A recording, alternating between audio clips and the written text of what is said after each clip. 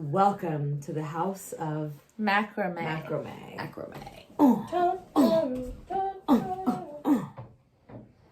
If you put a gun to my head, I couldn't tell you what macrame is. This is macrame. As it just looks like yarn, like hanging from a stick. It's like It's this. just weaving yarn together, right? Yes, but it's like by hand. Come at me, macrame YouTube. What are y'all gonna do? Knit me. Guys, how does my hair look? Didn't you say you had to pee? Yeah, but I'm gonna hold It it. looks fantastic. Don't hold it. That's how you get a bladder infection. Go. All right, let's do it. Okay, Ready? we have a new mic, new macrame. New us. Who dis? Beatbox and maybe they can tell the difference. Yeah.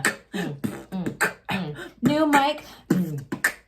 It's my new mic. The people.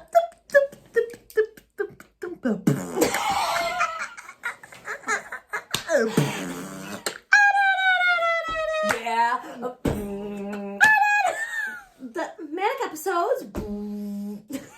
We had our first Sunday decompression session, I'm so glad you brought that up. which, because the semester just started, feels like it was 700 years ago, but Yeah. it was in fact a couple days ago. It was this past Sunday. Y'all, if you did not join us, please become a $5 and up supporter on our Patreon and join that shit, because we had so much fun with this group. It was really fun. We really just got through introductions and it took us like 2 hours because everybody is perfect and wonderful and we kept interrupting. Yeah, with we all of just our respond to everything. thoughts. But we had a blast, as those of you who participated can vouch. Patreon.com/manic episodes. Exactly. Anything else? Any other announcements? Any other housekeeping? Anything else you feel like you need to say before we get into the regular stuff, honey? No, I have no feelings at all. Okay, fantastic. I'm so glad to hear that. Can you smile when you talk? It's just really off-putting and not ladylike. You know what else is not ladylike? What? Lying. Oh, But yeah. I'm gonna ask you to do it anyway. Okay. Okay, fire away. Well, Tirsa found a cricket in their bathtub. No! This is too close. And the cricket had magic powers and gave Tirsa 4 wishes. And Tirsa wouldn't tell me what the wishes were. But I heard farm animals in the background and what appeared to be a New Orleans jazz band playing pop hits. So she's getting everything she asked for. That was my cricket, by the way. I found the cricket in the bathtub. This is an approach. Okay, I don't have any explanation for it. Okay.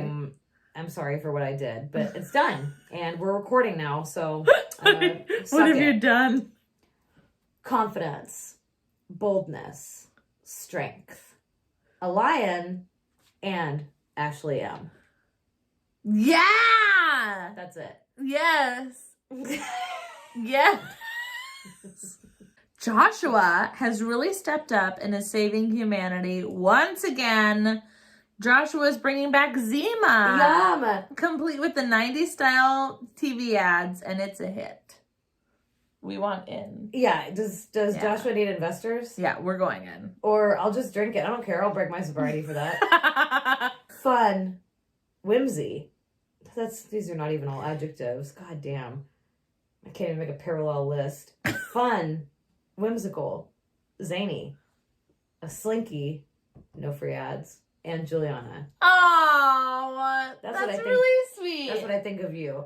You didn't know where I was going at first, but it's actually a really beautiful I think it's really sweet. structure. I think Thank so you. too. Thank you. Get I to like it. Okay, Jesus. Sarah S. has played a massive citywide prank on all of Los Angeles by turning the Hollywood sign into a Pollywood sign. That's so cute. In everyone's yards, they woke up to plastic parrots filling every square inch. And also the Polly Pocket theme song blasting from all windows. Yes. 2 kinds of Polly pranks. Can I ask a dumb question? Yeah. Was there a Polly Pocket theme song? Well, I had to look this up. Uh-huh. Polly Pockets is now a TV show. Is it really? They came out with a TV show in 2018. I had Polly Pockets. It was Me like the too. little like compact thing, right? With the dolls in it. Yes. Why that appealed to me, I'm not totally sure. So this is like a very sad story, but like before my dad left, Like it must have been like, I'm leaving you forever, like, gift, because I never saw him after this. But he gave me like a Polly Pocket village. Like there were like 20 Polly Pocket houses and like 100 figures, and it had a mat. And I just played it for like years. Oh, wow. Isn't that complicated? I mean, it's very complicated, and that wasn't enough to redeem him. Interesting. So weird. Crisp, refreshing, citrusy, a certain name brand lemon lime soda, and Carolyn. Are you trying to not? Yeah, I learned my lesson after the first one. I'm not doing that. Ada has created a virtual reality game for dolphins. It's like Minecraft, but underwater in VR and for dolphins. She is losing money, but it is a real joy to see dolphins experience technology for the first time. Gorgeous. What a treat. It's a real treat for them. Sharp, direct, permanent, a Sharpie. Uh-huh. Oh, damn it. Free ad. And Tiffany. Oh. Rebecca threw a birthday party for her garden. No way! It was a garden party. Get it? And only forest animals were invited. Very good, honey. I heard it was a real divine Eden. You sweet little thing. Nicely done. Roaring, frothy, wild, Whitewater Rapids, and Mary Ellen. Oh. You know what I mean? And I have a bonus one. Oh, yeah, that's right. Adventurous, daring, curious, a child who loves to rock climb, and Trisha. What are we talking about today, sunshine? We're talking about food, baby. Yum! We're talking about you and me. Can I get a Mick pick too? That's food. It's food related. Yeah. Tell me I'm wrong. You're not wrong. Tell me what you want to talk about. There's so much I want to talk about. I don't think I've ever been more excited for an episode. Yeah, you went buck wild in your preparation. Talk to me about it. I went ham. Get us started. Well, I have a disclaimer. Okay. And the disclaimer is that I don't fucking care if you're healthy. If you are down to your bones, happy and content, or find no need to engage with food the way that I'm going to be talking about today, that's so good. That's great. No one is the moral arbiter to how you should engage with food or movement or your body, and your body's value and right to exist doesn't have anything to do with health, what you eat or how you eat or the way you engage with food, period, end of story. Okay, good. An important clarification. Yeah, I just feel like oftentimes we talk about like health and the right ways to exist in this world, when it's like it ultimately doesn't fucking matter. Right. But I wanted to make this episode for people that if they were struggling with their relationship to food or have a tenuous relationship, you know? Yeah. That like there's a way. Well, and it's not like a callous message of I don't care if you're unhealthy or and I don't think anybody would interpret what you said that way, but no one is saying, or you aren't saying, it is of no interest to me if you're anemic. Like, of course we want people to be well. Absolutely. We don't want anyone to be sick. Yes. But we are not the people who are deciding that. Exactly. We are not physicians. We are not dietitians. We are not nutritionists. We are not psychologists. And frankly, you should be able to, I think, have these conversations without there being an expectation that you have some scientific expertise in this area to have a right to talk about it. Absolutely. Because I feel like that's where all of the authority is sort of ensconced or has amassed around the medical community, and with great fucking reason. I mean, doctors are fantastic. Yeah. You know, some of my best friends are doctors. I'm just kidding, but my brother is. Yeah. And I know that, like, I respect the medical community. I trust scientific consensus. I trust doctors. Like, this is not about some fundamental mistrust of the medical establishment.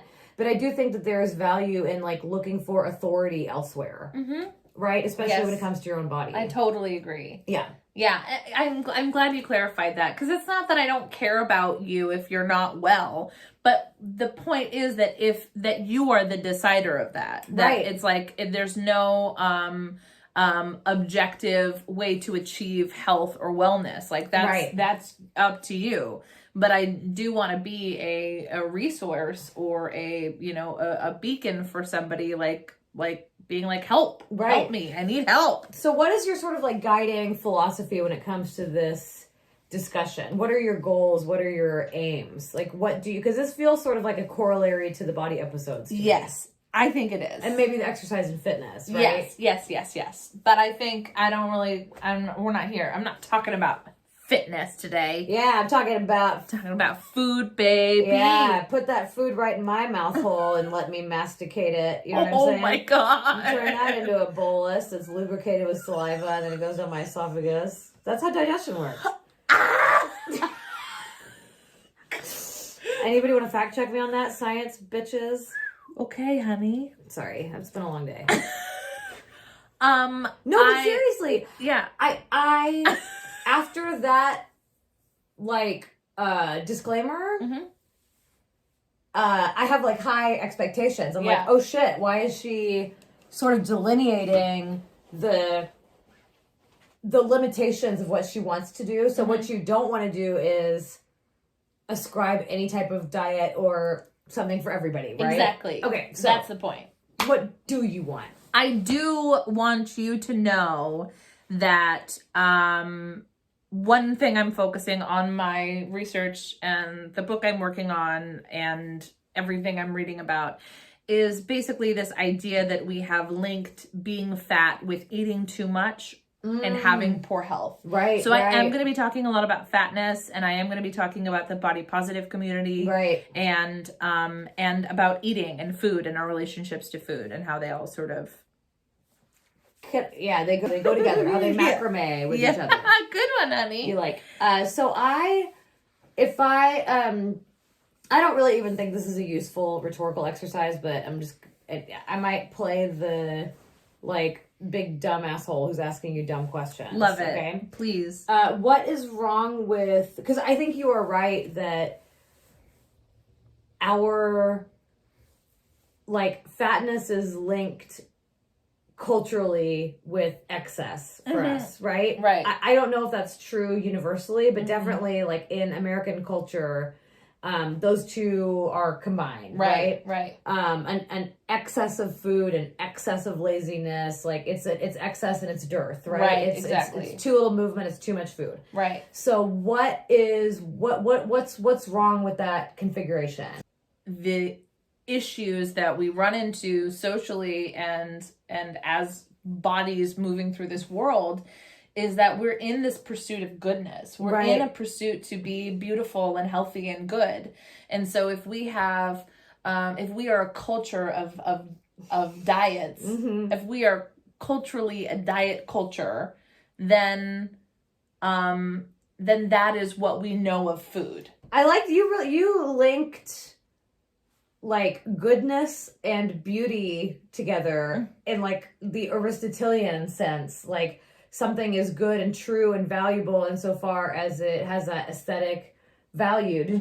Was that intentional? Like that good and beautiful are the same in your mind? In or my in, like, mind. the popular imagination? I think both. Yeah. Yeah.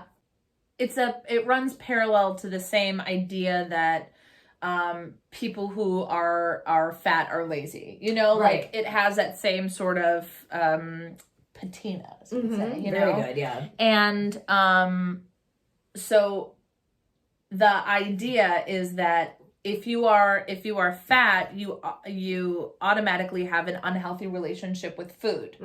And that's, I guess, the main point that I'm trying to make is that you can be fat and also have a positive relationship to food. Right. So that because when we link this idea that being fat equals having an unhealthy relationship to food, the desire is to fix that problem. Sure. And in diet culture, that solution is restrictive. Can I ask you something? Yeah. So, is there because this feels like it's like almost running counter to something else that I have heard you say, which is you're allowed to have a bad relationship with food if you want to, right? Like you are, or like who, let me rephrase that. Who gets to decide that you have an unhealthy relationship with food? Exactly. Right? Like who gets to decide it's overeating? Who gets to decide it's overindulging? Yes. Who gets to decide that it's unhealthy eating? Yes. Right? Yes. Okay. So what's the, like, how does that figure into this? It's complicated because it doesn't matter what I think, and I honestly don't think that there's some moral superiority, ideal with eating a certain way or living a certain sort of lifestyle. Right. So that's why I'm having this focus. I want to have this focused conversation about food and quote unquote health and our relationship to dieting and appetite and food. But what I want the real undercurrent to be is that it doesn't matter. Right. Right. The only reason it would matter is if you're not feeling good. Right. If you're not happy, or if you are feeling trapped, or like there's no way to do it. Right. That's why I continue to say, like, if you're like stoked about where you're at and you don't have this like a tenuous relationship with food, then this conversation isn't for you. Right. Totally. Right. Or that you don't, there's nobody that needs to, you don't need to listen to anybody tell you how to live your life. Sure. or move through the world. What do you think is like conventional wisdom about food that comes from kind of like the same place that like diet culture sort of comes from, or this like kind of weight loss obsessed culture? What are some of the myths about food? What are some of the like misconceptions about food that you feel like you want to correct?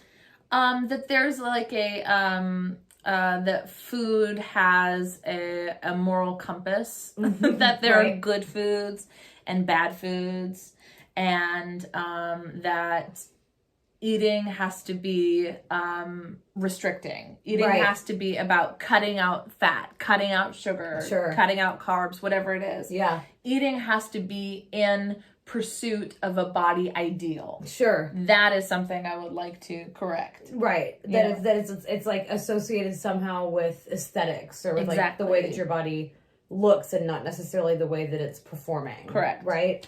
What about somebody who wants to engage in some kind of a restrictive diet? Let's say they want to eat keto or paleo or something. I have just only the vaguest flicker of an idea of what either one of those really means. But one of them, I think you're only allowed to eat like venison under the light of the full moon or whatever. But so, if let's say I want to do that, and I say it's because I want to optimize my my cardiovascular health, or I want to feel like I have more endurance when I'm running, or something along those lines. Does that for you? Does that feel like it comes from a healthy place? I just think anything that smells like dieting, and anything that carries itself as I don't know, like a regimen is dangerous. I think it's dangerous for the body. Like there's this idea of, what if I'm dieting for the right reasons? What if I'm dieting not because I care about being skinny, but it's because I really want to take care of my body. So again, like, if that feels right for you, then who am I? Like, some people are really type A and love to follow systems and like respond well to diets like keto or paleo, or choose to be vegan for ethical reasons. Like, there's nothing, I don't have I'm not the moral arbiter. So restriction in and of itself is not something that you feel like you are inherently opposed to? I am inherently opposed to it. For yourself? Yes, and if someone were to ask me for advice, or if they were hurting, I would say absolutely don't do that. Right. Yeah. I would argue that following a strict regimen of you you can't eat this and this and this, creates this adverse emotional, mental, and physiological response in the body. So like physiologically, when you're going through a calorie restrictive diet, your cells have no idea what's going on. Right. So at a cellular level, your body is reacting as if there were a famine. Right. And initially it just slows your metabolism, but eventually your body starts cannibalizing your own muscle. Right, sure. Yeah. And so I found some really interesting statistics that were helpful for me. Maybe they'll be helpful for you. Lay them on us. A UCLA study found that 54 million Americans are labeled obese or overweight according to their BMI, but they're actually at a healthy weight for themselves. Wow. And that study reminded me of this. I've never talked about this. I don't think I've told you about this.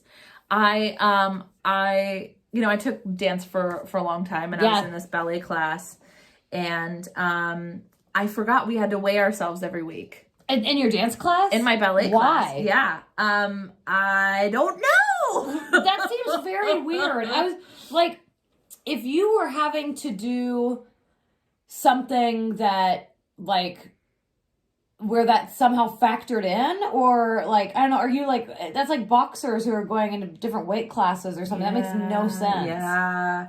So, no matter how much I worked out, no matter how much I restricted my diet, because I knew after talking to everybody else in the class that I had the highest BMI out of everybody. And by the end of the school year, and this was like, I was 16. Also, I was 160 pounds. I was 16 and 160 pounds and because of my height and weight, it said I was obese. That's crazy. And so the complex that I had confirmed these fears that I had. And yeah, I just think it's like, it shouldn't happen. That shouldn't happen. I found this story in the LA Times that summarizes that UCLA study you just brought up. Yeah, it says employers could potentially saddle people with unfairly high health insurance costs based on a deeply flawed measure of actual health. And the lead author, whose name is Janet Tomiyama, who's a psychologist at UCLA, said this should be the final nail in the coffin for BMI. Talking about how, that like if you actually look beyond that one metric, but again, here I am saying this. You also, though, started this conversation by saying you don't have, what is it you said to me once? Like, there's no moral imperative for you to be healthy. Like, that's one, because I feel like there's a lot of apology here, right? Yes. Like, that's what it feels like. Yes. It's like, but some people are healthy. You don't know how healthy I am. And it's like demanding that you're healthy in spite of being fat. Right. How does that factor in? Like, the insistence on these labels being incorrect or not reflecting health, like, what role does that play persuasively for you when you're working through the stuff? So we were talking about this the other night because I did this campaign with JCPenney, and the kind of overall theme of it was like, fat girls can. Like, I can do this. I work out. At the time I was boxing a lot, and like, I can box. Like, in the commercial, I was like boxing. It was really divided on how it was received. And I think for a lot of people in the fat community were like, why are we saying that, like, why do we feel like we have to prove our health? Right. Or that you can still be active or something. Yes. Because the galaxy brain is that it doesn't matter. Right. But that's, I feel like as this reminds me of my queer identity of like, we talk about this a lot of like, it's radical to be queer. Yeah. And once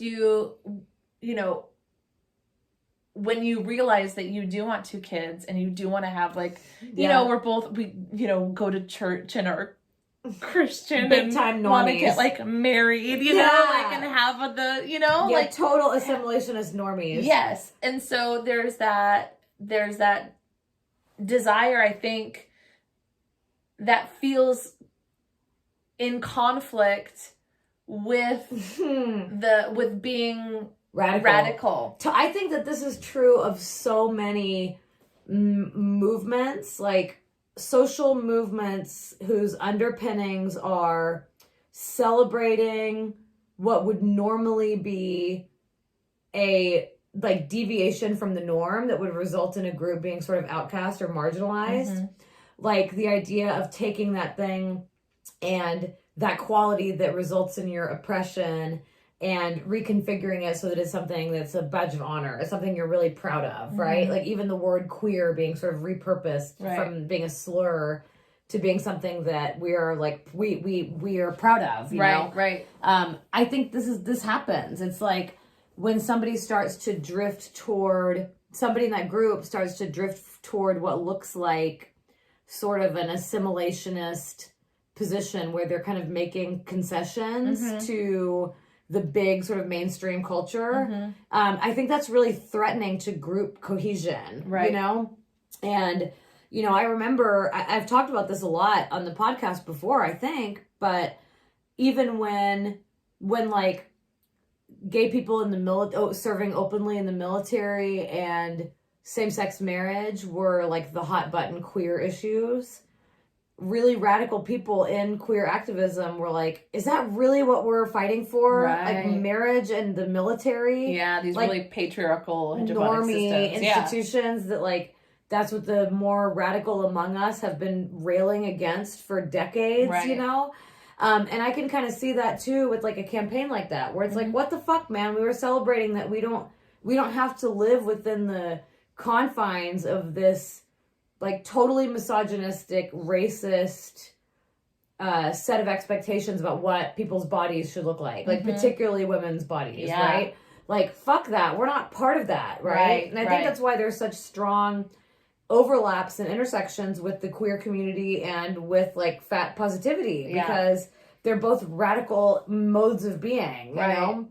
And so I think that's kind of what that sounds like. Is like that some people could perceive that as a betrayal.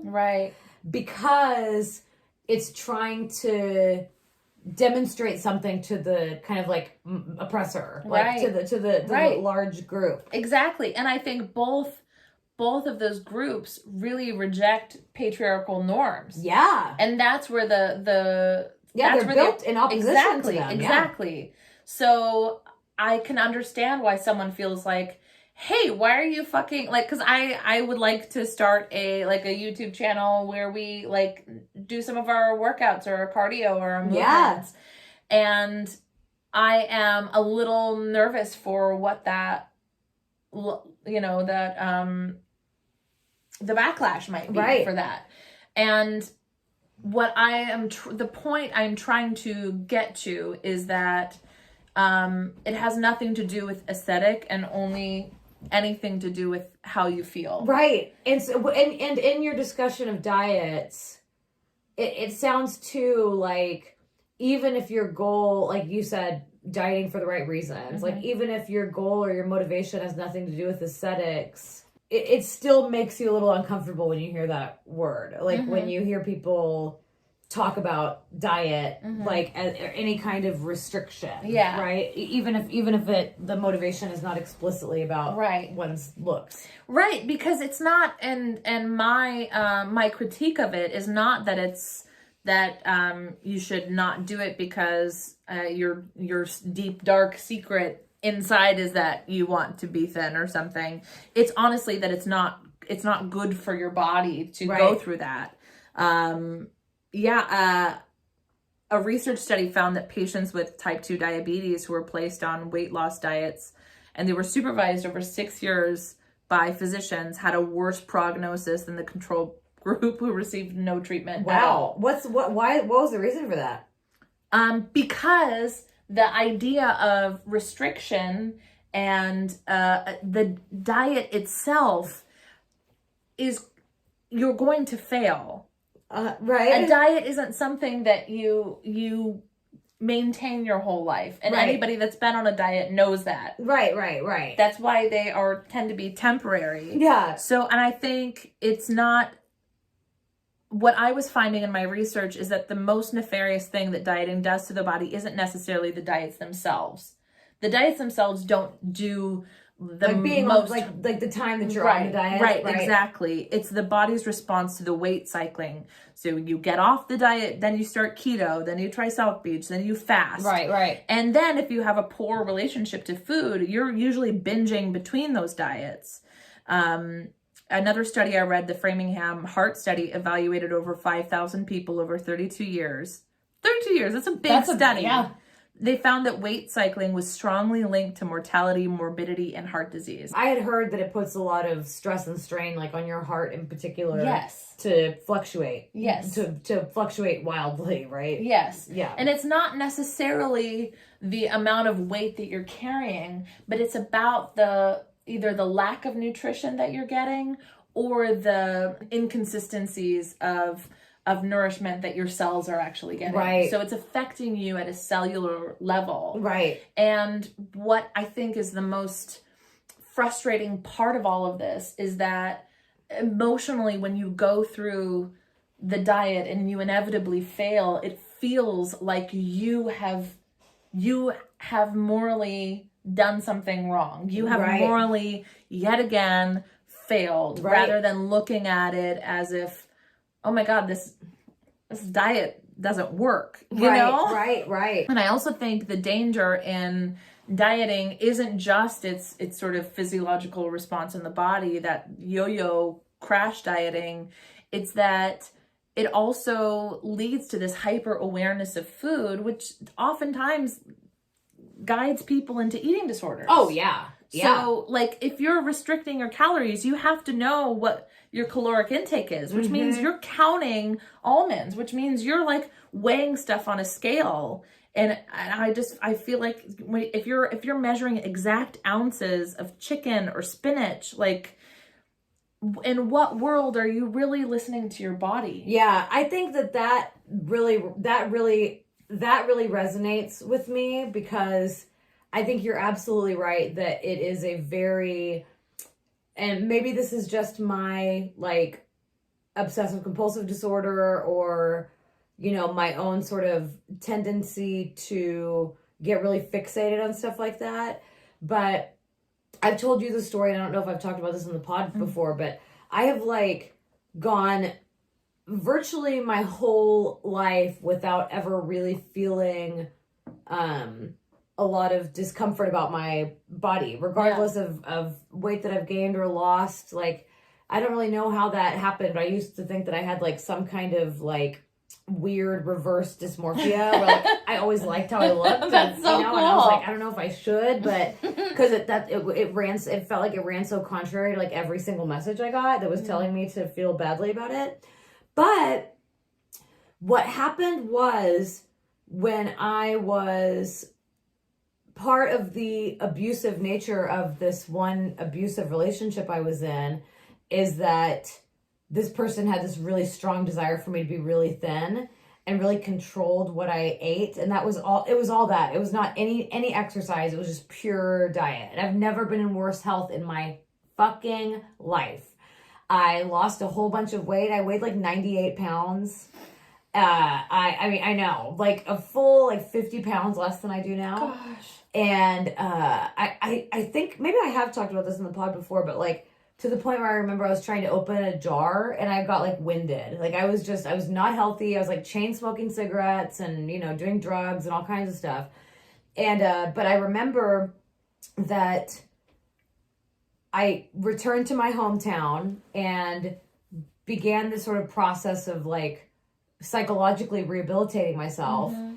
But a lot of people that I saw like in public, I'd run into old friends or people from high school and they'd be like, you look fucking amazing. Ooh. Like, you have lost so much weight. You look so good. If you lost weight, you look really good. This kind of stuff. And I, having kind of bypassed a lot of that messaging for a lot of my life, I didn't think that it would affect me. But I remember one night sitting outside because I had gone to the doctor and I knew how much I weighed. And I remember being like, oh, I wonder what... And this feels like it's somebody else inhabiting my brain at this point, but it possessed me. I remember being like, I wonder what celebrities are like the same height and weight as me.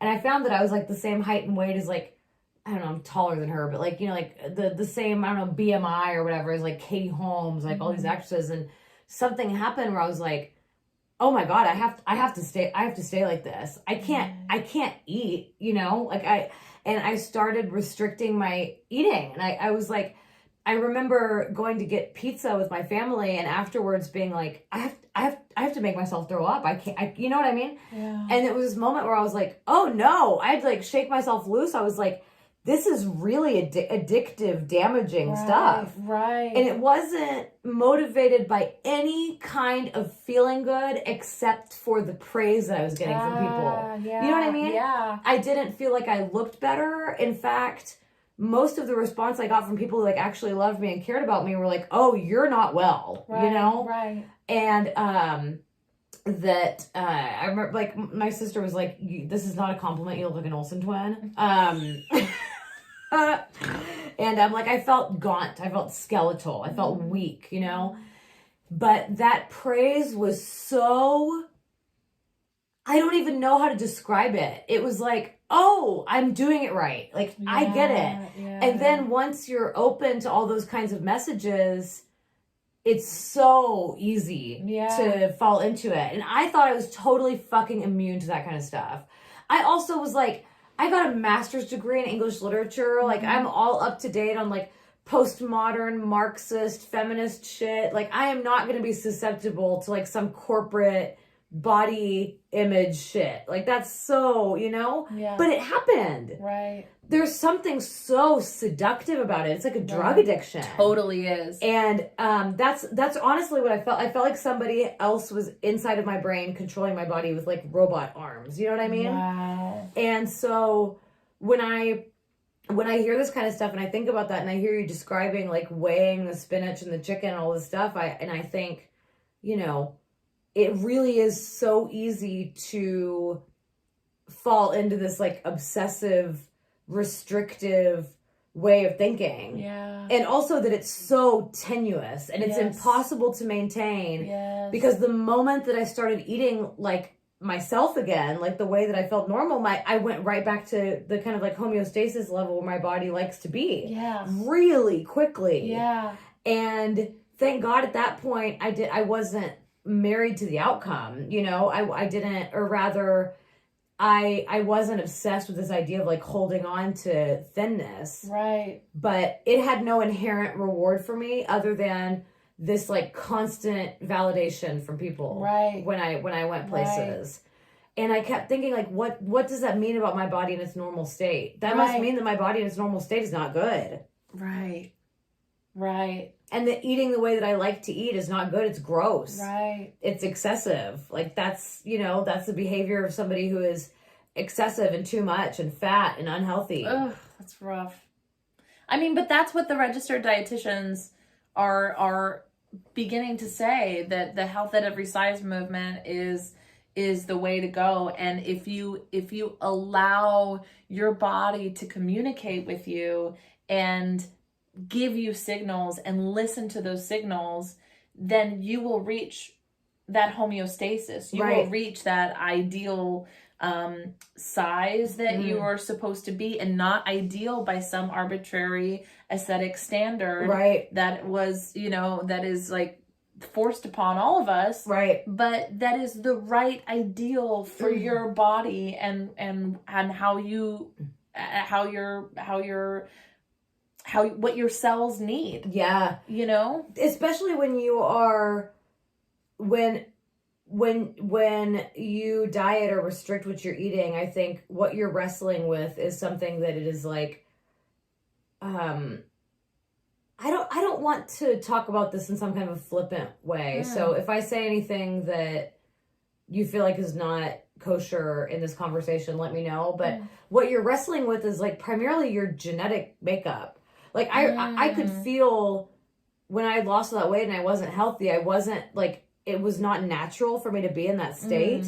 So for me to try to stay in that state of being, you know, of being that thin was against my body's like genetic wishes. Right. I could feel it. Right. You know, like it was like my body was like demanding something from me, and I was not giving into it. You know, it felt like a cruelty. You know, Right. Yeah, and I think like anything else, like mental illness, like like anything we talk about, I think a lot of it is genetic, but I think a lot of it can also be environmental. Right. I think that so much of our relationship with food is really determined by our upbringing and the world around us. Yeah. But what the point I'm trying to make is that our bodies begin to sort of take I believe, and obviously I'm not a doctor, I'm not a scientist, but I just have this theory that when you are given a certain diet from your childhood, your body is really becomes equipped to handle those foods or knows those foods. Right. And if those foods happen to be processed or offer less nourishment than some whole foods, you are going to have a what I would call like a chemical dependency on some of those foods, and have to deal with whatever, like food addiction is what people talk about, and that can affect how your body looks. Oh, I mean, so I see that's what I'm trying to say. So there is a relationship. Exactly. So there is a genetic component, but I also think there's an environmental way that I would argue, large corporations and our capitalist society has created like, weird Frankenstein foods that have kind of fucked us up and not allowed us to listen to our bodies. Yeah, I mean, definitely. So you wouldn't what would you, because I'm thinking about how like I have a penchant for junk food that you don't have. And I don't mean just any junk food. I mean like, y'all have heard the way I've talked on this podcast. I'm talking like bags of Cheetos and Takis and Oreos, and like I always tell Mary, I don't mean like the snack food that you get at a health food store that has like rainforest animals on it. If there's a rainforest animal on it, it is not real junk food unless it's Toucan Sam. But I think so. I have this penchant for junk food. What do you think? And I will apologize for it sometimes. I'll be like, I'm so sorry that like I'm filling your cabinets with like unhealthy food. You apologize for it a lot. Would you need to? What do you think about that? Like, because I have a real shame about it. Yeah, I think a lot of people do. Yeah. I think that's part of the problem. I don't think that they're inherently bad. I don't think they're particularly nourishing. Right. I don't think that they like feed your body in a good way. And they're also not made by people who like have my best interest at heart. Exactly. Typically the companies that make those foods are environmentally harmful or unethical, unsustainable, inhumane in their animal welfare practices, and they're designed to make you chemically dependent on them. There's this book that I read that if you haven't read it, I feel like you in particular, have you read this book? I've read excerpts from it. I took a food agriculture class I really liked. And the reason that Mary knows this is not because she's psychic, but because I just pulled it up on my computer. You are psychic, but there's this book that this guy named Michael Moss wrote called Sugar, Salt, and Fat. And while reading it, it startled me more than just about anything I've ever read has startled me. So he talks about how these like food scientists who like invented Doritos at the Frito-Lay company or whatever, that they designed and there's this other book called The Dorito Effect that this other guy named Mark Schatzker wrote that I think goes into detail a little bit more on how like the flavors of junk food are kind of engineered, But in Moss's book, he talks about how these food scientists developed the flavor of nacho cheddar cheese Doritos, that they designed it and engineered it so that it is not so much like real cheese that you get full of it. So, and the comparison he makes is like, if you give somebody just a block of cheddar cheese and say, go to town on this, go ahead. How many bites of like a block of cheddar cheese are most people really going to eat and enjoy? I mean, for me, the entire fucking thing. But I have a lower threshold for sure. For most people, like, what would you say? How many bites of that shit could you get through? I take really small bites of cheese. Yeah. I'm very cheese slow. It's like I've been eating I subscribe to slow cheese. Well, I've been eating. Speaking of, the slow cheese that you got me at the health food store. The difference between, like, I'm a string cheese fanatic. The difference between the string cheese that I got at, like, the grocery store that was, like, this kind of crappy, you know, like, big name brand cheese. And then when you got me the cheese at the Fancy Pants store, I was like, oh, this is fucking cheese. Like, this is real cheese. As opposed to what, you know? But, anyway...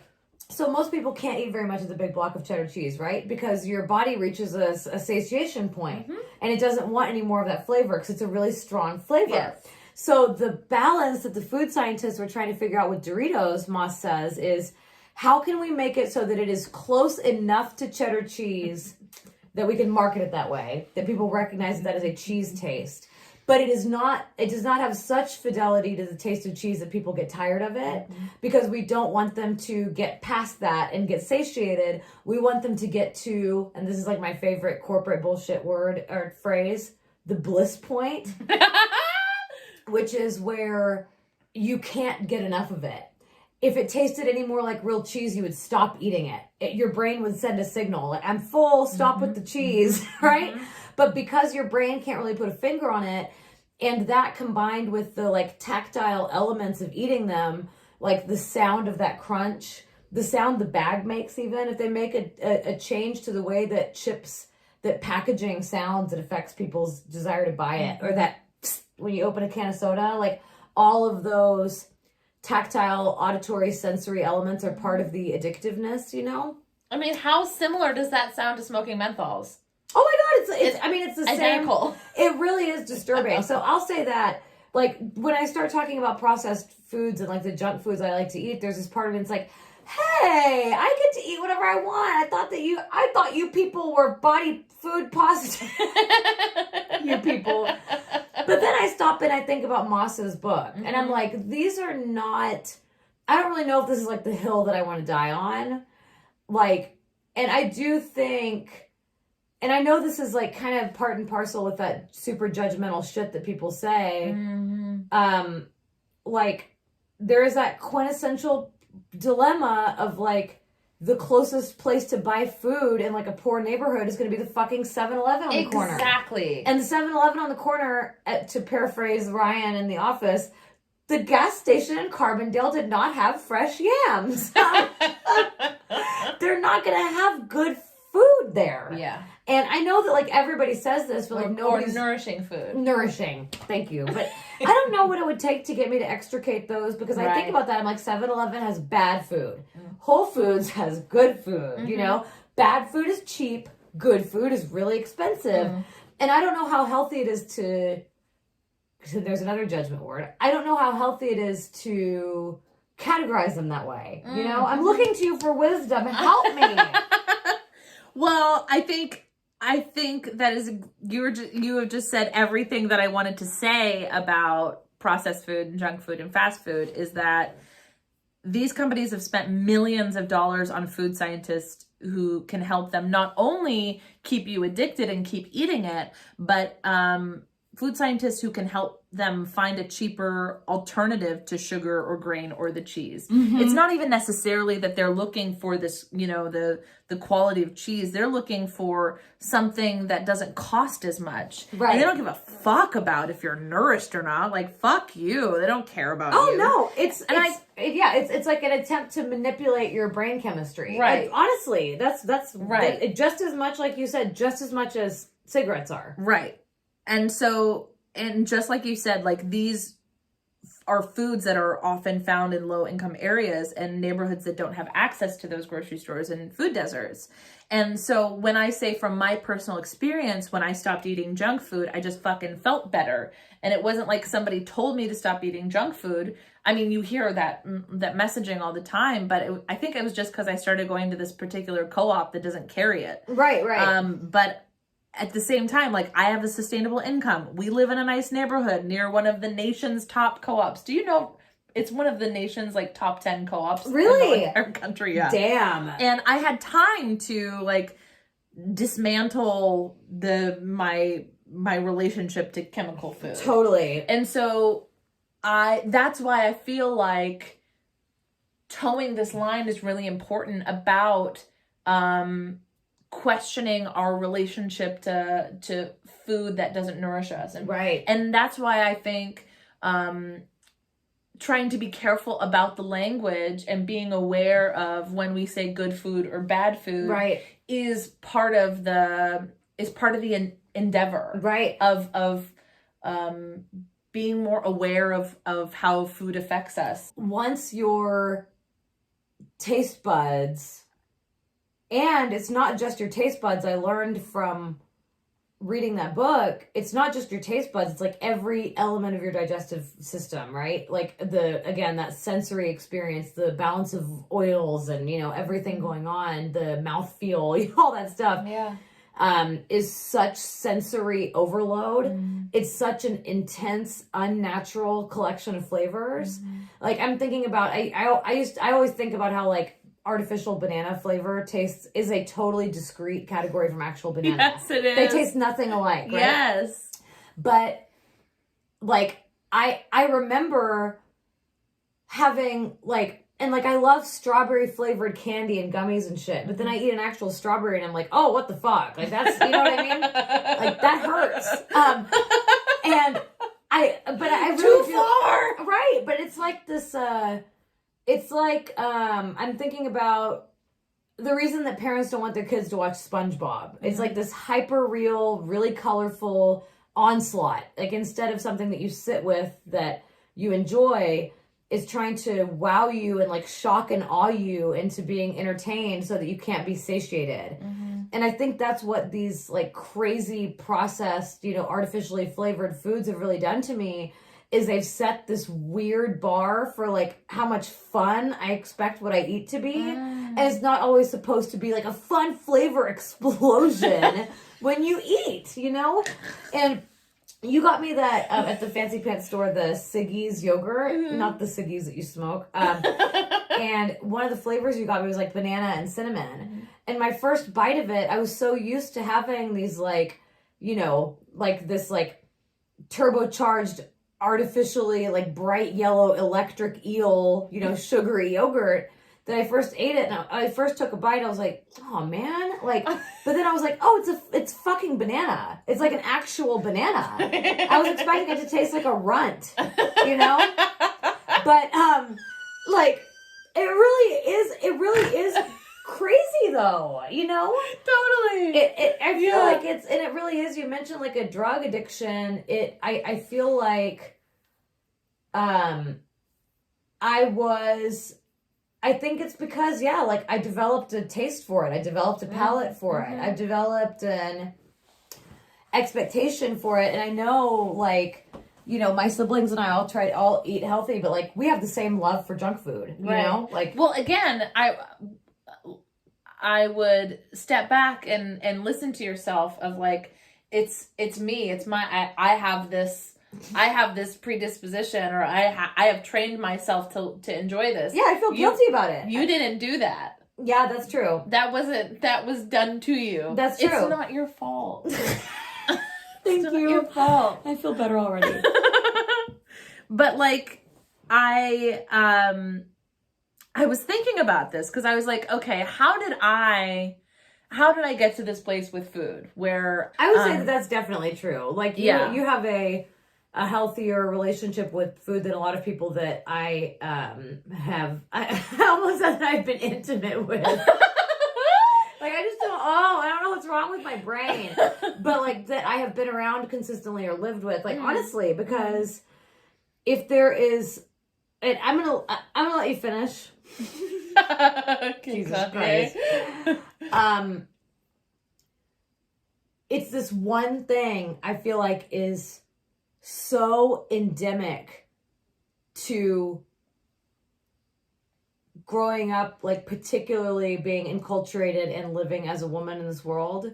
You are like almost just statistically guaranteed to have a fucked up relationship with food at some point in your life.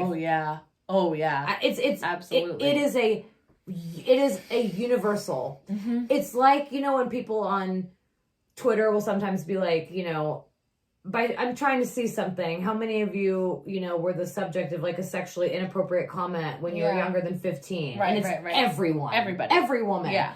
That's what it reminds me of, is like, you know, like at some point in your life, have you had an unhealthy or an unpleasant, or there you go, traumatic relationship with food? It's everyone. And I think it's really rare for somebody to like coach themselves out of it. Totally. But so anyway, sorry, go ahead. Yeah, because we're not born into this world like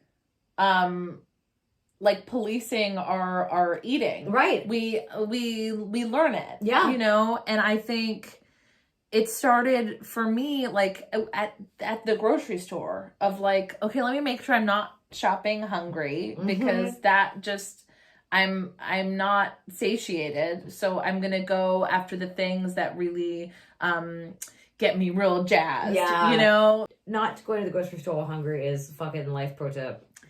I realized every morning I started with Coffee Mate with my coffee, and I had been drinking coffee and Coffee Mate since I was 13 years old. Taking a huge tumbler of coffee to like 7th grade, you know. Jesus Christ. With Coffee Mate. Right. And I did that for like, you know, through my 20s. And then I realized how fucking lethargic I felt after it. But what happens with these chemically processed foods is that they cloud your ability to know when you're full. Right. So while people are trying to practice mindfulness or trying to practice intuitive eating, if the food that you're eating is still clouding your ability to do that, it can feel really frustrating. Right. So one thing that I did is I just started using honey instead of Coffee Mate in my coffee, and you know, using just regular half and half or something that didn't have a whole bunch of chemical additives in it. And that for me, I felt less jittery. I felt less lethargic. I wasn't like, I was sneezing a lot after I had Coffee Mate. Yeah.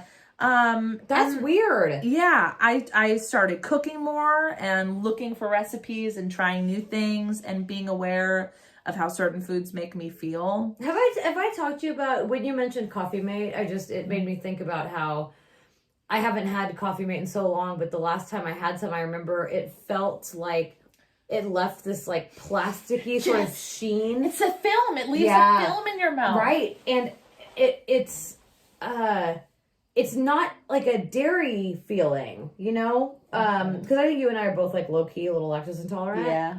It's not that, because I think it's like a dairy-free thing, right? Or... Oh, I think it is. I think you're right. I think it's a non-dairy creamer. Right. And in that case, I remember... Which is like, it's absolutely made of plastic. Oh, 100%. It's like one of my favorite things my sister Joy has ever said is when I told her that I was getting a fruit and yogurt parfait at McDonald's, because it was like one of my favorite snacks to get there at one point. And my sister said, "What is the yogurt at McDonald's?" She was like, "It's probably just mayonnaise with Splendid." But anyway, I took this class in college. It was one of the first classes I took as like a freshman in college. And I think that this professor must have studied something about food and sociology, like in her graduate work. So I remember her being pretty young and like a newly minted PhD, and talking to us a lot about food.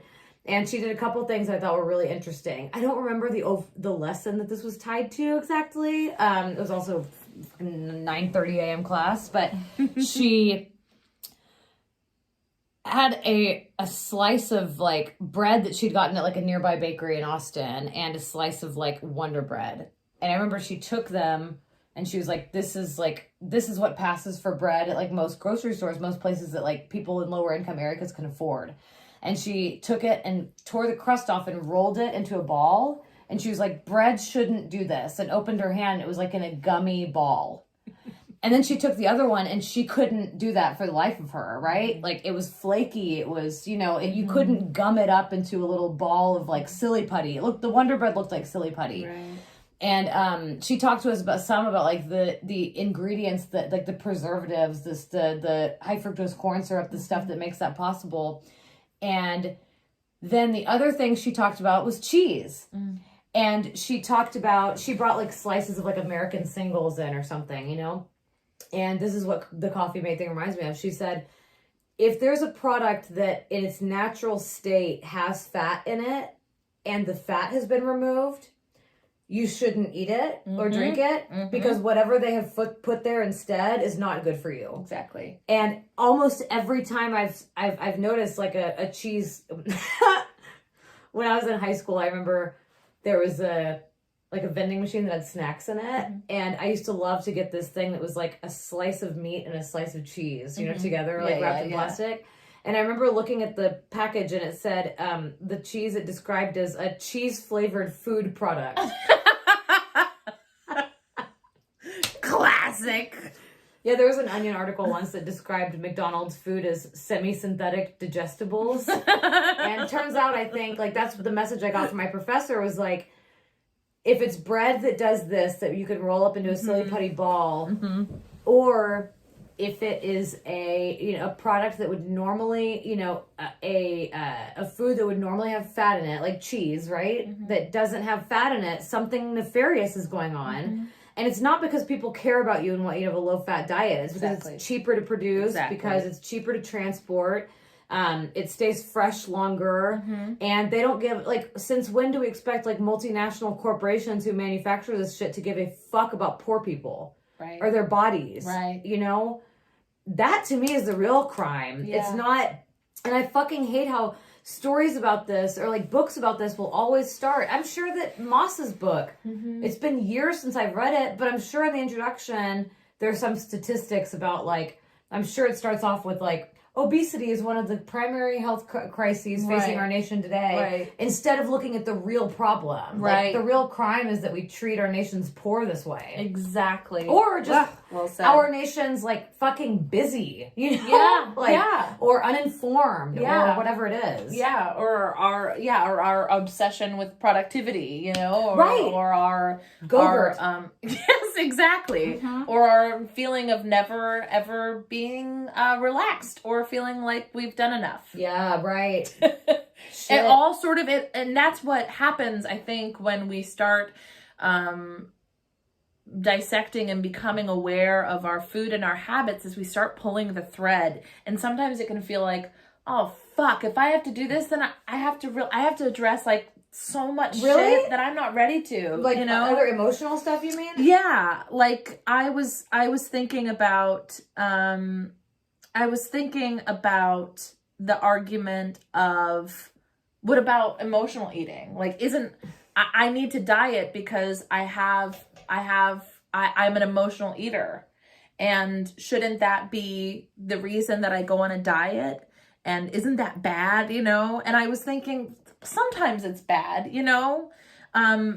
Because we can look at food as a punishment or a reward rather than what it can be. Like, it's endless possibility of nourishment and medicine. Right. But I realized that when people emotionally eat, the issue isn't that you're an emotional eater. Emotional eating is a symptom of unresolved emotional issues. Right. So if you're not addressing the shit that's hurting you or seeking help for the untreated trauma or mental illness or toxic environment that you're in, you're going to have a really fucking tough time. It's like wherever you go, there you are. Exactly. Yeah. And it's like my belief that anti-bullying programs are dumb. Yeah. Like, bullying is a symptom of a greater issue of discrimination and lack of empathy and education. Totally. I mean, I think about how, like, the idea of, like not drinking, like quitting drinking without examining your reasons for drinking. It just wouldn't be sustainable. Yeah, absolutely. It's never just that substance. Yeah. It never is.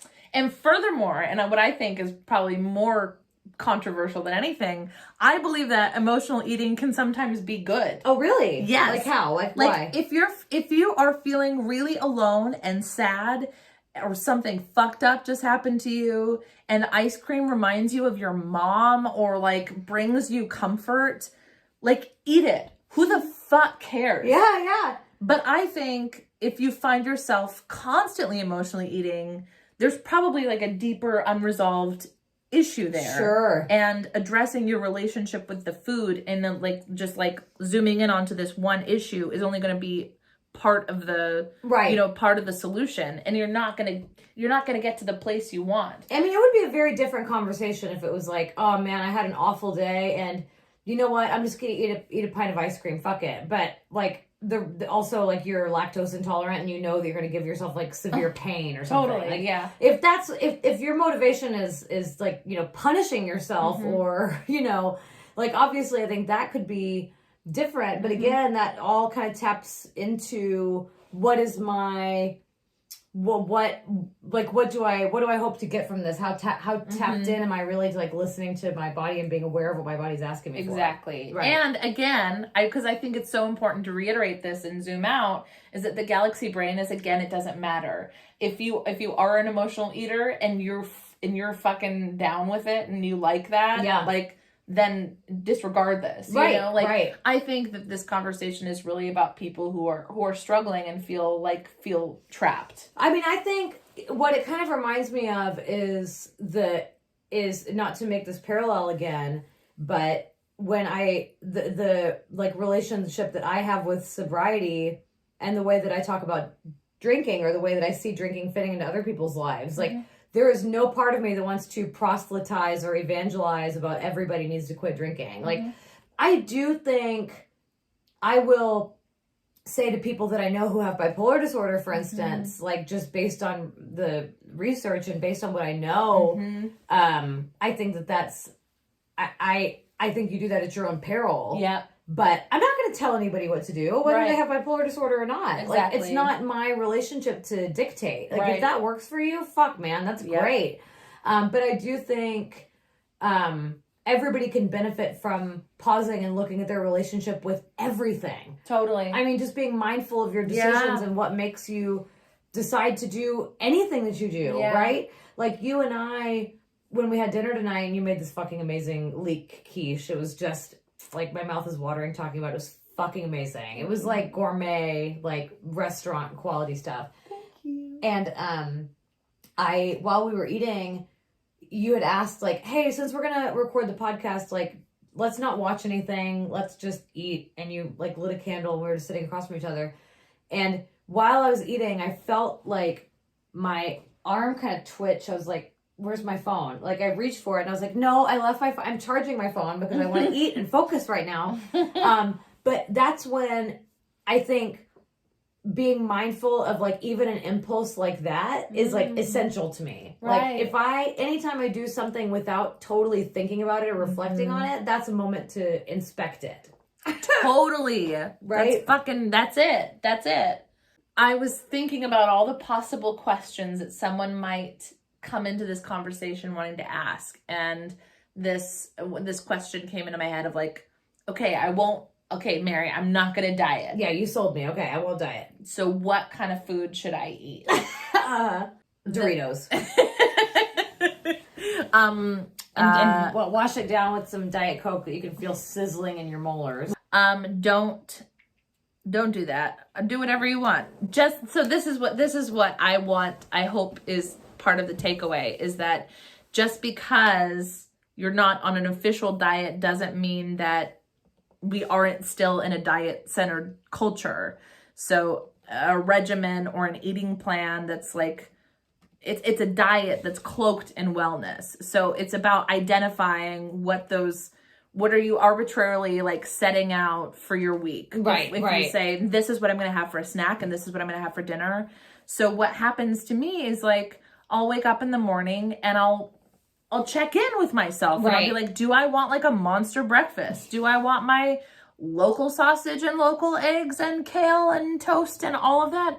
Do I just want a fruit smoothie? Or like this morning, I just had fucking broth because that's what I wanted. Right. And I think so many of us moralize foods by saying kale is good and bread is bad. And I was thinking about my relationship to donuts. And I don't usually eat donuts, but it's not because I think they're bad. It's because my teeth like itch after I eat them. God, I love a fucking donut. And I feel jittery and shaky after I eat them. And my stomach hurts. And because it's usually like first thing in the morning. And I just like, it freaks me out to have sugar that early in the morning. But once in a blue moon, I get a hankering for a maple bar. And fuck, I'm going to have a fucking maple bar. But because it's not worth the emotional turmoil and deprivation that moralizing food offers. Oh man, I had this, I worked with a student a couple of years ago who was writing this really beautiful like independent study project. It was a book of poetry and prose, like short prose about her experiences with an eating disorder. Really, really, really brilliant stuff.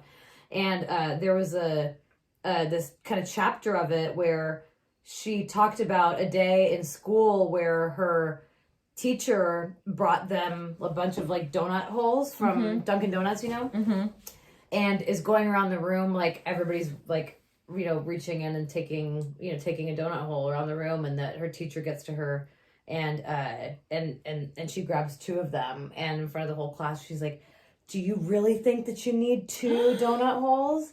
And then the rest of it is like this just like really beautiful like tirade about like the cumulative effect of hearing that kind of shit over years and years and years, you know? It's like just pure sugar, right? Yeah, but and that's what I think is so fucking like delightful about the fat positive movement, and just seeing like fat women in bikinis on like you know, inner tubes that are shaped like donuts. Yeah. It's a huge like fuck you to the culture. Yeah, totally. And what I think, so this is my sort of they're thought. Also pretty. Yeah. You know, like donuts are just a nice They're just image. gorgeous. Sorry, I'm thinking about why like our culture is just fucking obsessed with them. Sorry. They are really pretty. Yeah. But so again, I don't think donuts are inherently bad. I don't think they're a bad food. I think that if they're like made by a huge mega corporation, they're going to be made with some like fucking shitty ass like Krispy Kreme, like no free ads. like ingredients. Yeah, like Krispy Kreme, like when you eat it is not food. Right. That's a semi-synthetic digestible. But like go to fucking Voodoo Donuts in Portland, or like there's there's Top Pot in Seattle, you know, and my Jam, like places that are making like quality shit with good ingredients. Yeah. Get like, be good to yourself. Get a fucking good donut. Right. Don't punish yourself. But again, then I have to think of like, well, is it accessible to everybody? Who has the access to those kinds of foods? That's what I was just thinking about, is like economic access. What do you do? I don't know. It reminds me of like, I hate to keep making these parallels because I feel like I want to be really careful making a comparison with like junk food and cigarettes, for example. Like I just don't know if those are totally analogous, you know, but they're not. But, you know, I'm thinking about, for example, I think about this when they jack up the prices of cigarettes, you know? Like now I'm thinking about like in New York City, you know, a pack of cigarettes is like $15 or something. Right. And I think about that and I think about the fucking audacity, or like in Massachusetts, menthol cigarettes are illegal now, right? And I think about the audacity of like a product, maybe not audacity, but just the injustice of a product that was like intentionally marketed to and put in neighborhoods to exploit poor people. That like things like menthol cigarettes in particular were just like infused and marketed really heavily to like specifically like Black teenagers in poor communities, like systematically. It's not a conspiracy theory. This is like in like, you know, the Philip Morris, R.J. Reynolds literature. They did this intentionally. Right. and then to say, can y'all please take some personal responsibility and start taking care of people? If you can't do it, then we're just gonna have to make them so expensive that you can't afford it. Right. Get control of yourself. Right. You know? Yes. That's what it feels like to me, is like you set the trap. You did this because it was profitable. Right. Totally. There's a book by Sabrina Strings called Fearing the Black Body. And she argues that the obesity epidemic is the sort of, and the fear-mongering around fatness was born out of racism, was born around, like thin white women in the 1800s and 1900s being really scared of like African women. Yeah, sure. And feeling like there was a threat there. And then to sort of have it flipped around and said there's this obesity epidemic. Right. And as we've been talking of the quality of food in food deserts, it is meant to keep you eating. It is meant to shut your system bliss down. Point. You know, everybody's at the bliss point. Yeah, it is not even meant to be like enjoyed necessarily. Mm-hmm. You know, it's not meant to be savored. Mm-hmm. It's meant to be compulsive. Mm-hmm. It's meant to be like you hear somebody opening a bag of Doritos and you want one. Yeah. Even just talking about them right now and how gross they are, my mouth is watering. Several people that I know, when I was in college, I saw that movie Super Size Me. Mm-hmm. And I think we have talked about Super Size Me on the pod before, right? Yeah. Immediately after seeing that movie, I saw it by myself at this theater in Austin called Adobe. I immediately went across the street and got McDonald's. It made me crave McDonald's like nothing I'd ever seen before. I think that legitimately speaks to the part of your brain that gets hijacked by that. It's the same part of my brain that will always think a cigarette sounds good. Yeah. It's not natural. And yet I don't have like an uncontrollable craving for like carrots dipped in hummus. Yeah. You know? You know what I mean? Like, it's not like I have to have that or I'm not going to be happy, you know? It's just wild. It is. There's this researcher, he wrote a book called The Obesity Paradox, and his name is James Levy. And he basically talks about that, how the paradox that we have demonized obesity, and I always use obesity in quotes. You also did big air quotes for the obesity epidemic. That the actual lipid tissue for a lot of fat people is protective against a lot of cancerous cells. Yeah, right. I think you talked to me about this before. And so what the research I would like to go into, and eventually I would love to go. I want to go back to school and I want to study stuff. Fuck yeah. But what I would be very curious to know is that when they are doing a lot of this research with fat bodies and, quote unquote obese people, how many of them are malnourished, and how many people in the world are malnourished, and that lack of nourishment isn't determined by someone who's very thin or someone who's very fat. Right. It's all over the board. And so when we talk about redefining beauty standards, we talk about redefining what health means and what wellness is. That's it. Yeah. It's that you can never tell where somebody is at, how their body functions, and especially what kind of food they eat. Right. And again, that galaxy brain of like, it doesn't matter. It really is. Your judgment doesn't matter. And I think the one step to that will be, or like maybe one benefit to like having a healthier attitude toward this stuff, like the big revolution in thought around like getting that galaxy brain point, will be destigmatizing, like, what am I trying to say? I think that so much of the derision that fat bodies are a target of Mm-hmm. is because of their association with poverty and Correct. dependence. Correct. And somebody who is, I keep thinking when you were talking about the relationship between like the image of the black body and the connection between that and the idea of obesity, I kept thinking about the controlling image of the welfare queen, like Right. this fiction that was spun out of thin air in order to villainize a particular set of people who are perceived as being like dependent on the government and abusing that dependency. That's where I think all of this shit comes from, because like, are people going to give like Oprah shit when she gains weight? Yeah, they're going to talk about it for sure. But they're not going to talk about her the same way they will a poor person, right? It's really, really different. It's this idea that like, you are costing me money, right? And it's in a weird way that people don't talk about people who do other things that they perceive to be unhealthy or that we agree are unhealthy. Right. Like, it's in a way that's different than like people who drink or smoke cigarettes. You know, I don't hear anybody saying that about drinkers. I don't hear them being like, "Fuck you, my taxpayer money shouldn't support you." Totally. It's just weird that that's the like, the fat phobic wagon that we hitch our anti-poverty sentiment to. Absolutely. Well said. I just keep coming back to this idea that like food should be fun.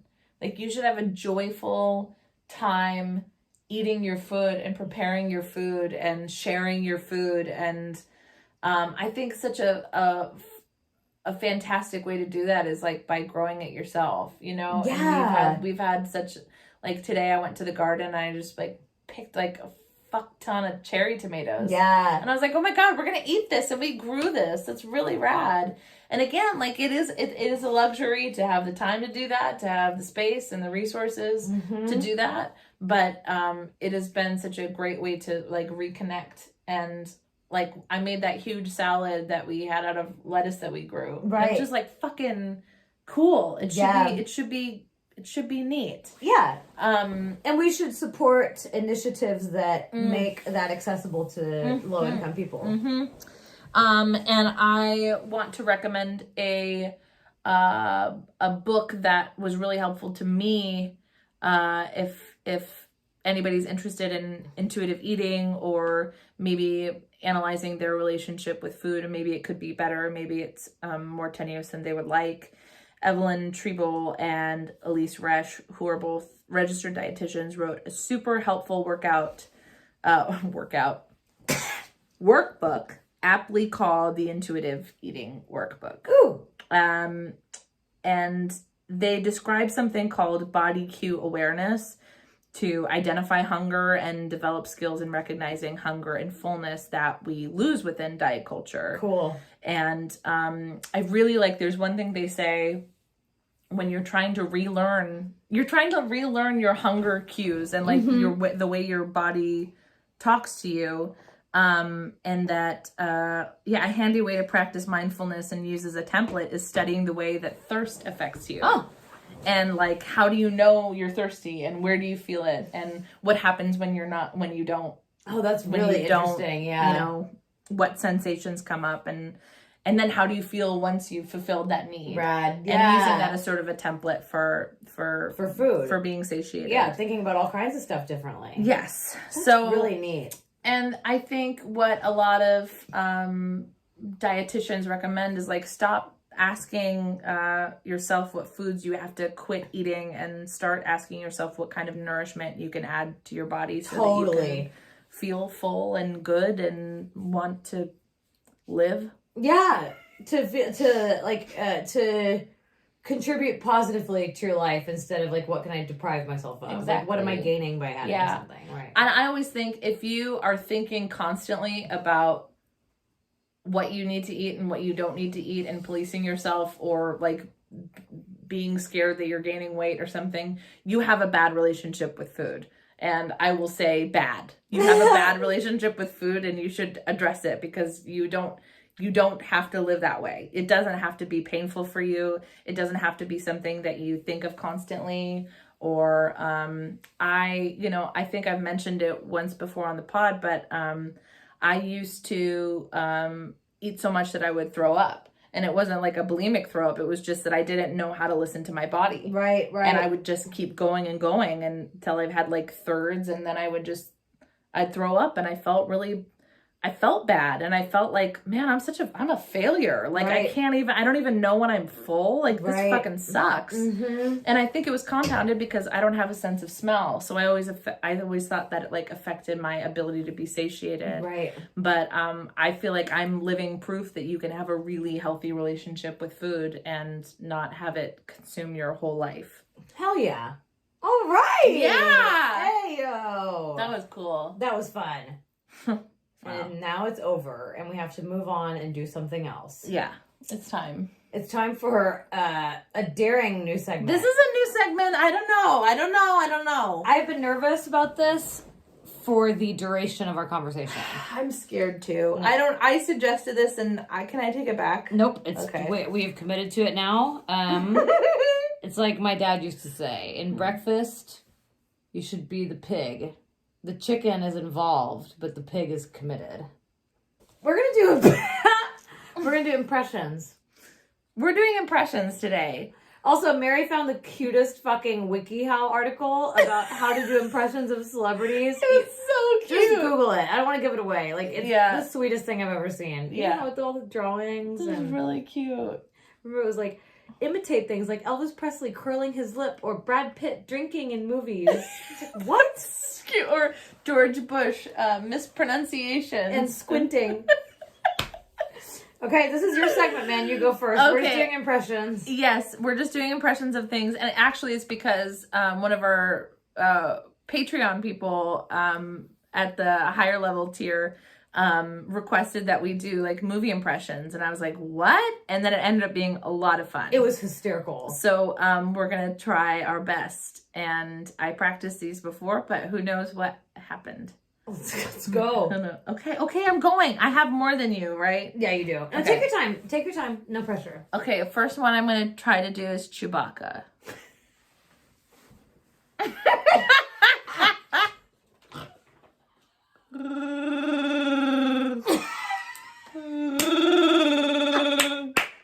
Is that it? Did I do it? Yes, that's it. You like how I like tilt my head back? Holy shit, that's so good. That was really good. Thank you. I guess it's time for me to do one now, right? Okay. This is I get asked to do this one like at parties and stuff back when we used to go to parties because I'm so good at it. So this is Amy Klobuchar during the Democratic primary in Las Vegas in February of 2020. Ready? Are you trying to say that I'm dumb, Pete? Are you mocking me, Pete? Well, I guess I'll just go fuck myself. She didn't say that last part. How was it? It's one of my favorite things. Thank you, honey. I really am glad that you're doing it at this party. I'm gonna try to do Renee Zellweger. Zellweger. Go ahead. She's a University of Texas graduate, by the way. She got a degree in English. Me too. Not a big deal. Mary is I'm trying to practice my Renee Zellweger voice. How does she do it? She goes like this. Jeez. Bridget Jones, wanton sex goddess. That's when it pays to have the video. You have access. to watch the video of Mary doing this. And this is a new addition to your repertoire, isn't it? Yeah. She just so kind of this. You also do it with like this kind of sneer, like you hate it and hate her. It's like when you're doing like, oh yeah, Mary said such, like that kind of face. Okay, this one is another favorite. This is Hillary Clinton in 1998. I think you'll be able to tell from the context what this is about, okay? What this is about, Matt, is that there is a vast right-wing conspiracy. She fucking said this shit. What I'm trying to say, Matt, is there's a vast right-wing conspiracy against my husband. And I think as this matter unfolds, the entire country will have more information. But we are right in the middle of a feeding frenzy right now. And people are putting out rumor and innuendo. Just be patient, take a deep breath, and the truth will come out. Yep. Dang! Yeah, pretty good, huh? You got her, honey. You nailed it. I think I misunderstood the assignment. No, you good. aced the assignment. Okay, good. Now I'm going to try the Cave of Wonders from Aladdin. Dare you disturb my slumber? Oh, Georgie! Georgie's in bed, So scared. and she just popped her head up. It's like, what the hell? I'm sorry, George. Mom. It's okay. It's just me. Oh, she hates it. It's okay, darling. Baby, it's just like my voice goes down like this. It's just mama. She just is not helping. It's okay. It's okay. I won't do it anymore. She Okay. winked at me, so she's okay. This is Barack Obama explaining. Okay, this is your high school boyfriend explaining his political views in the style of Barack Obama. Okay? And I would just say I'm fiscally conservative, but socially liberal, and that's just wrong. It's not good. Yes, it is. Thank you, honey. I love your Obama. That's not true.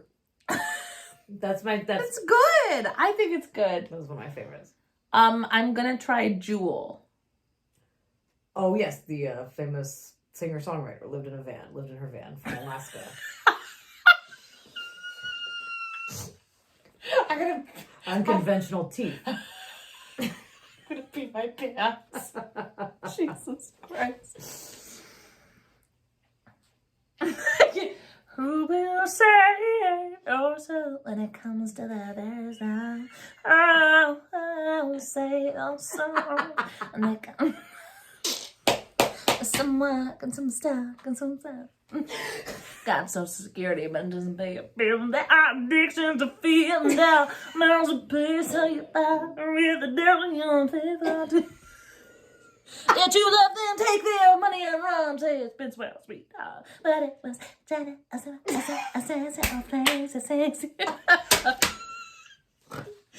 I'm freaking out. There's like tears falling down my face.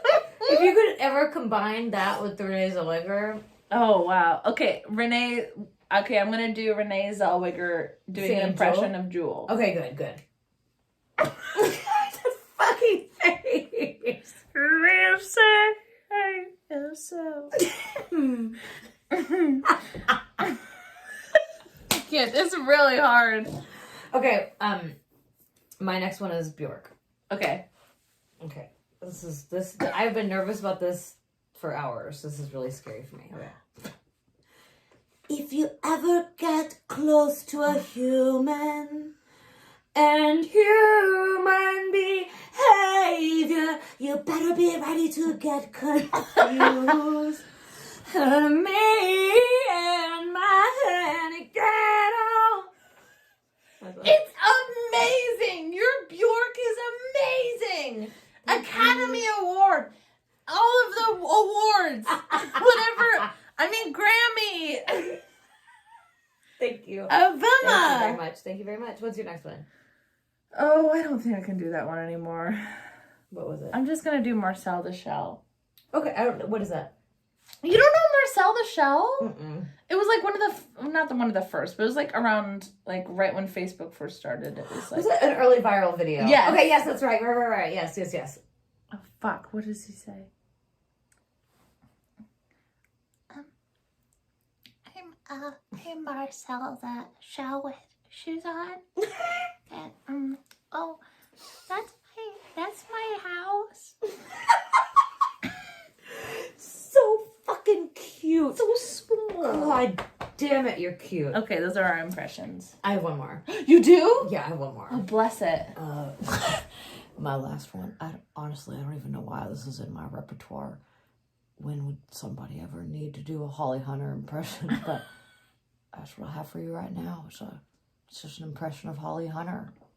And that's it. It's so good! Thank you. It took me a minute to kind of get into it. It's a tongue thing, right? Stellar, That's honey. what she said. It's time for poems. It's time for poems. Who should go first? I want you to go first. Really? No, Okay. I want to go first. Okay, you go first. What's your poem? My poem is a poem by Melissa Lozada-Oliva, and her book is called Peluda. And this is a poem called Ode to Brown Girls with Bangs. You have always been a scared little girl. Original copycat first poser. Check out this towel draped over your neck. Get a load of this hair gathered on the white tile floor. A bunch of dark girls at the basement show just started smoking, just started fucking, just started getting really good at lying to their mothers. A girl with bangs doesn't want to look like she cares. So you learn to quiet your love for things and stop looking so grateful. Adopt the word bored and show her off at all the parties. Secretly, you still are the girl knocking on wood every time she thought she would die. Secretly, you love the black polish on your big toe in the shape of a country you've never visited. Secretly, you want to be remembered as the best. Mommy does not understand why you like holes in your shoes, in your tights, in your gloves. What did you want to seep through, brown girl with bangs? A song not written about you. Really, you were being a seamstress just like your abuela in the living room, making skirts out of curtains, just making adjustments, just making holes in places your new skin was supposed to be. You still believe in new skin. You still believe in magic. Every crack in the sidewalk is about you. And it is only good luck your headphones are in and you think you're in a movie, don't you? You're imagining all of it, aren't you? The swivel of the makeup chair, the reveal, the new you facing you in the mirror, sighing, saying, yes, yes, this is how I am supposed to be.